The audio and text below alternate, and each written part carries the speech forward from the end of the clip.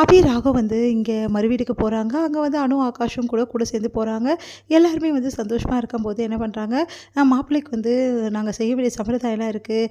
அவர் வந்து தனியாக போயிட்டு பாத்ரூம்லலாம் குளிக்கக்கூடாது. இங்கே நாங்கள் எண்ணெய் வச்சு விட்டு அவருக்கு வந்து சடங்குகள்லாம் செய்வோம்.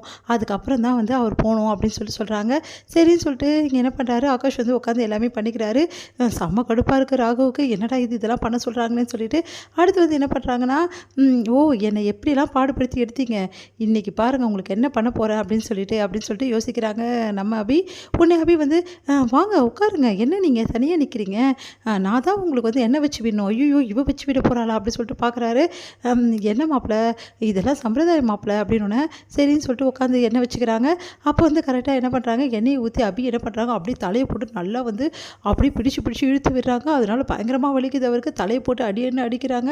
ஐயோ தாங்க முடியலன்னு கத்துறாரு. உடனே வந்து என்னாச்சு மாப்பிள்ள அப்படின்னோடனே, ஒன்றும் இல்லை, அவருக்கு இந்த மாதிரிலாம் பழக்கம் இல்லைல்ல, அதான் கத்துறாரு அப்படின்ற மாதிரி அபி சொல்கிறாங்க.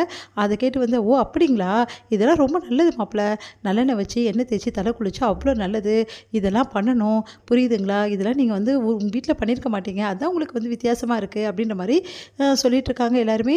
அதை கேட்டு ராகவ் அப்படியே பார்த்து முறைக்கிறாரு. உடனே வந்து அபி வந்து, ஓ இது மட்டும் தானா, இன்னும் இருக்குது அப்படின்னு சொல்லிட்டு சுட சுட தண்ணி எடுத்து அப்படியே கொட்டிடுறாங்க ராகவ் மேலே. அவ்வளோதான், அப்படியே அலறி துடிக்கிறாரு. ஐயோ எரியுதே அப்படின்னு சொல்லிட்டு கத்துறாரு. உனக்கு என்னாச்சு மாப்பிள்ள அப்படின்னே, ஐயோ சாரி, நான் தான் வந்து வெந்நீரில் பச்சை தண்ணி கலக்காமே ஊற்றிட்டேன் அப்படின்னு. அடிப்பாவி இப்படி பண்ணிட்டியே அப்படின்னு சொல்லிட்டு எல்லாரும் திட்டுறாங்க. சாரி தெரியாமல் பண்ணிட்டேன், அவள் தெரியாமல் பண்ணிட்டா விட்டுருங்க அப்படின்னோடனே, இப்போ நான் நல்ல தண்ணி ஊற்றுறேன் அப்படின்னு சொல்லிட்டு வேறு தண்ணி ஊற்றுறாங்க.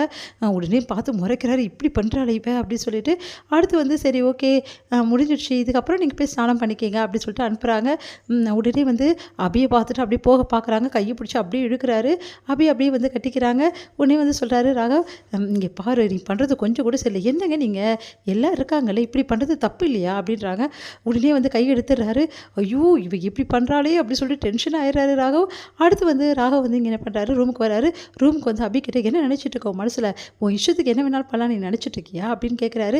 நான் என்ன பண்ணேன், நீ என்ன பண்ணியா, நீ ரொம்ப இரிட்டேட் பண்ணிகிட்டே இருக்க புரியுதா, உனக்கு ஞாபகம் இருக்கா, உன் அக்கா என் வீட்டில் வாழணுமா வேணாமா, இதையே சொல்லி என்னை வந்து டார்ச்சர் பண்ணிக்கிட்டே இருங்க புரியுதா, எப்போ பார்த்தாலும் இதையே சொல்லிட்டு இருக்கீங்க, என் அக்கா நல்லா வாழணுன்றதுக்காக தான் வேறு வழி இல்லாமல் இது தாலியை கட்டிகிட்டு இருக்கேன் உங்கள் கூட, இல்லைனா நீங்கள் பண்ண அட்டகாசத்துக்கு நான் எப்போ எல்லாருக்கிட்டையும் நீங்கள் பண்ண விவரத்தை எல்லாத்தையும் சொல்லியிருப்பேன், நீங்கள் என்னை இப்போ வரைக்கும் வந்து எவ்வளோ குடும்பப்படுத்துறீங்க அது எல்லாத்தையும் நான் சொல்லியிருப்பேன், ஆனால் எதுவுமே நான் சொல்லாமல் இருக்கிறதுக்கு என்ன காரணம், ஏன்னா என் அக்கா நல்லா இருக்கணும் நல்லா வாழணும் அனு அப்படின்றதுக்காக தான், ஆனால் அதுக்காக நீங்கள் பண்ண வந்து கொடுமையெல்லாம் நான் சகிச்சுக்கினே இருக்க முடியுமா, அதனால தான் திருப்பி கொடுக்குறேன், நீங்கள் பண்ண மட்டும் கரெக்டு, நான் பண்ண தப்பா, இங்கே பார் உனக்கெல்லாம் அதுக்கெல்லாம் அருகதே கிடையாது, ஏன்னா நீ பண்ண வேலை அப்படி, நீ பண்ண தப்புக்கு தான் இந்த தண்டனை அனுபவிச்சுட்ருக்க, இன்னும் உனக்கு நிறைய தண்டனை இருக்குது, அது எல்லாமே நான் கொடுப்பேன், அப்படி நான் என்ன தாங்க தப்பு பண்ணேன் சொல்லுங்கள், என்ன விஷயம்னு சொல்லுங்கள், ஏன் விஷயத்த சொல்லாமே நீங்கள் பண்ண தப்பு பண்ணேன்னு எப்போ பார்த்தா சொல்லிட்டு இருக்கீங்க, ஆனால் இது வரைக்கும் நான் என்ன பண்ண சொல்லவே மாட்டேங்கிறீங்க, அதை இப்போ சொல்ல போகிறீங்களா இப்போ இல்லையா அப்படின்னோடனே, இங்கே பார் அதெல்லாம் சொல்ல முடியாது, நான் அதான் சொன்னேன்ல 8 மாதத்துக்கு அப்புறம் தான் எல்லாம் சொல்லுவேன்னு சொல்லிட்டு,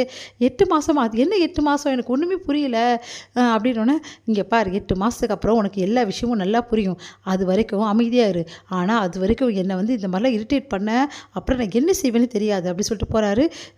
இவரெலாம் ஒரு மனுஷனா, இவரை போய் நான் கல்யாணம் பண்ணிக்கினேன் எல்லாம் இவங்க எல்லாரையும் சொல்லணும், எல்லாரும் சேர்ந்து எனக்கு கல்யாணம் பண்ணி வச்சுட்டாங்க, இப்போ தவிக்கிறது நான் தானே அப்படின்னு சொல்லிட்டு டென்ஷன் ஆகுறாங்க. ஆனும் என்ன பண்ணுறாங்க, ஆகாஷ்க்கு தேவையானது எல்லாம் பார்த்து செய்கிறாங்க. அதனால வந்து ஆகாஷ் ரொம்ப சந்தோஷப்படுறாரு. இதன்